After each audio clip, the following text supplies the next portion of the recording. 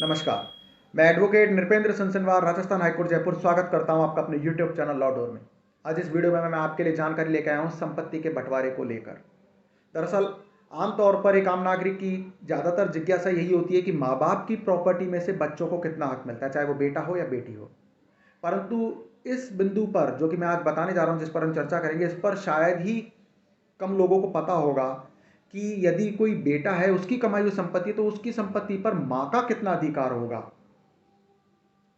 यानी कि यदि कोई बेटा है, उसकी खुद की कमाई हुई संपत्ति है, तो माँ के अलावा यदि उसके साथ में उसकी पत्नी भी रह रही है, तो ऐसी स्थिति में माँ और पत्नी के बीच में संपत्ति का बंटवारा कैसे किया जाएगा, माँ का भी कितना अधिकार होगा।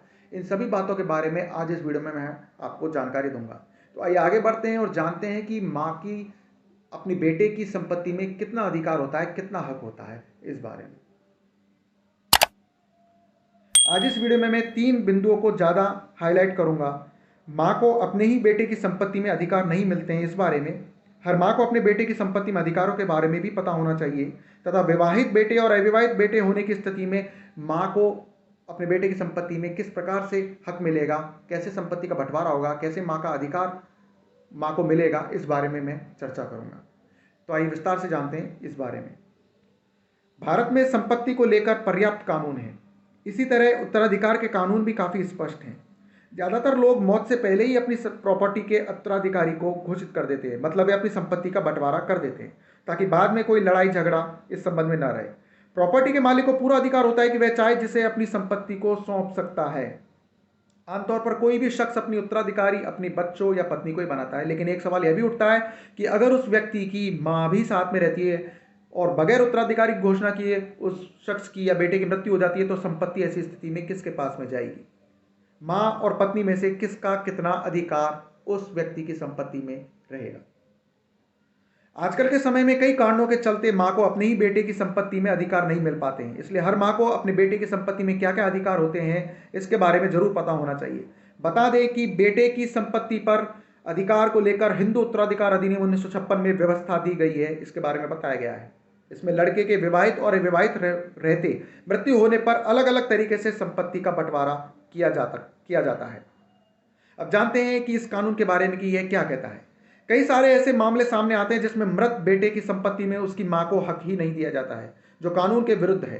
पर कई मामलों में मां को इस बारे में यह पता भी नहीं होता है और वह अपना जीवन किसी वृद्धाश्रम में भी व्यतीत करने लगती है। लेकिन भारतीय कानून की मदद से वह अपने अधिकारों के लिए लड़ाई लड़ सकती है, जिससे उन्हें अपने मृत बेटे की संपत्ति में भी अधिकार मिलेगा। अब जानते हैं कि मृत बेटे की संपत्ति में मां के अधिकार कितने होते हैं। यहां मैं आपको जानकारी देता हूं कि एक मां को अपने मृत बेटे की संपत्ति में उतना ही हिस्सा मिलता है जितना कि उसकी पत्नी और बच्चों को मिलता है। इसके साथ ही अगर पति की संपत्ति को बांटा जाता है, तो उसकी बीवी को भी अपने बच्चों के समान ही उस संपत्ति में अधिकार मिलते हैं। हिंदू उत्तराधिकार अधिनियम की धारा 8 के अनुसार बच्चे की संपत्ति पर माता पिता के अधिकार को परिभाषित किया गया है। इसके तहत बच्चे की प्रॉपर्टी की मां पहली वारिस होती है, जबकि पिता बच्चों की संपत्ति का या प्रॉपर्टी का दूसरा वारिस होता है। यदि किसी मृत व्यक्ति की मां, पत्नी और बच्चे जीवित रहते हैं, तो संपत्ति को मां, पत्नी और बच्चों के बीच समान रूप से विभाजित किया जाएगा। अब जानते हैं विवाहित और अविवाहित होने की स्थिति के बारे में। हिंदू उत्तराधिकार अधिनियम के अनुसार अगर पुरुष अविवाहित है, तो उसकी संपत्ति में पहली वारिस उसकी मां और उसका दूसरा वारिस उसके पिता को माना जाएगा, यानी कि उस संपत्ति को उसके पिता को हस्तांतरित किया जाएगा। और अगर मां जीवित नहीं है, तो संपत्ति पिता और उसके सह वारिसों को हस्तांतरित कर दी जाएगी।